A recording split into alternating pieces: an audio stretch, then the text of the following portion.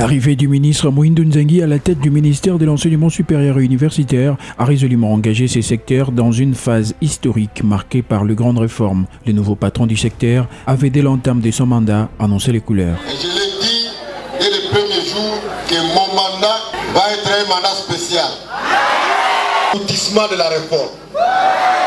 Le deuxième point, c'est la promotion des valeurs que moi j'ai appelé la lutte contre les antivaleurs. Le troisième point, c'est la numérisation de la gestion des établissements supérieurs et universitaires. Le quatrième point, c'est l'amélioration des infrastructures. Et le dernier point, c'est l'amélioration des conditions sociales des enseignants. Ces discours fondateurs de la vision du ministre est intervenu après le retour au calme au sein de l'administration de l'ESU qui connaissait avant l'arrivée du volontariste des moments de turbulence dus notamment aux promesses non tenues. Au début de son mandat, le ministre congolais de l'enseignement supérieur avait aussi décidé d'apurer les arriérés des diplômes. Il s'est personnellement investi dans la signature de diplômes qui traînaient encore dans les tiroirs du secrétariat général. Après cet épisode, le ministre s'est engagé dans un long périple d'état des lieux des établissements publics et privés sous sa tutelle, de Kinshasa en passant par le Congo central, le Grand Katanga, le Grand Bandundu, le Kivu, la Chopo jusqu'au Kasaï. Mohindo Nzangi a pu découvrir le mot qui ronge son secteur et s'est engagé dans le processus d'apporter à court, moyen et long terme les solutions idoines. Mohindo Nzangi, c'est aussi le ministre qui a organisé 25 ans après les états généraux de l'enseignement supérieur et universitaire, placés sous les thèmes réfléchir sur les réformes du secteur afin de les redresser, innover et requalifier. Les états généraux de l'ESU ont eu lieu du 6 au 14 septembre 2021 à l'université de Lubumbashi dans la province du Haut-Katanga. Les scientifiques, dont le professeur d'université, chef des travaux, assistants et chercheurs venus de différents coins du pays, ont diagnostiqué sans complaisance l'enseignement supérieur congolais et ont formulé 329 recommandations adressées à l'autorité publique, parmi lesquelles l'arrimage au LMD dès l'année académique 2021-2022. Pour une appropriation totale du système LMD qui est bel et bien effectif au niveau des premières années des licences, le ministère de l'enseignement supérieur, à travers son patron, s'est lancé dans la caravane nationale sur le LMD avec pour objectif sensibiliser les corps académiques de l'ensemble du pays sur le nouvelle maquette d'enseignement rédigée par 425 professeurs d'université à Kinshasa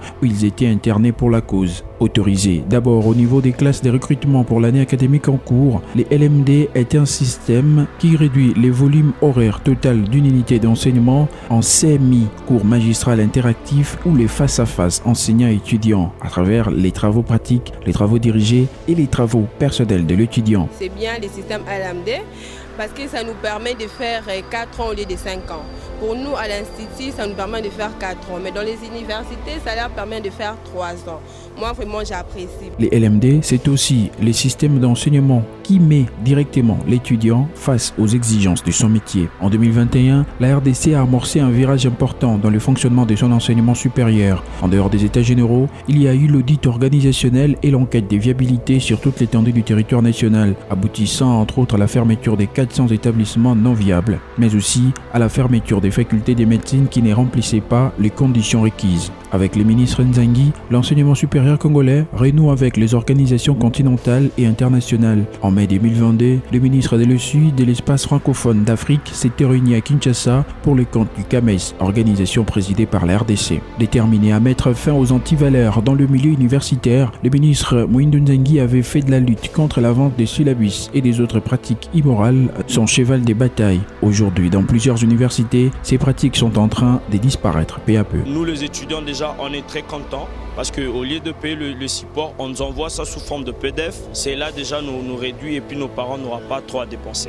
L'amélioration des conditions socio-professionnelles des professeurs n'était pas en reste. C'est dans cette optique qu'il a, à travers son engagement, pu obtenir au bénéfice des enseignants la récupération de leur pouvoir d'achat perdu suite à la dévaluation du franc congolais et obtenu l'alignement des près de 350 nouveaux docteurs et plusieurs assistants. Des victoires cristallisées lors des échanges en commission paritaire entre gouvernement et banque syndicale. La grille actualisée du barème prévoit un peu plus de $2100 mensuels pour un professeur moins gradé. C'est une augmentation augmentation de plus de 60%. La volonté de l'État congolais à tenir fermement ses engagements s'est aussi matérialisée par la remise symbolique de véhicules aux professeurs émérites par les chefs de l'État Félix-Antoine Tshisekedi. Par ailleurs, le ministère de l'Enseignement supérieur a lancé depuis le 14 avril le processus de numérisation du secteur avec à la clé l'identification du personnel académique, administratif et des étudiants. Objectif, assainir les secteurs en luttant efficacement contre le faux professeur. Il quitte les ministères de l'enseignement supérieur et universitaire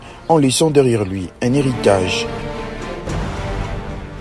Au-delà de ce qui a été évoqué, Mohindo Nzangi entre dans l'histoire comme étant les Congolais à travers qui l'université congolaise est construite et reconstruite. L'université pédagogique nationale en est la meilleure illustration.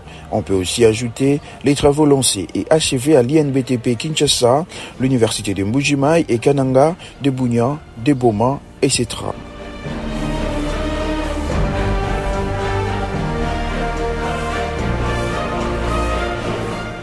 Bon vent à celui qui devient aujourd'hui ministre d'État, ministre du Développement rural.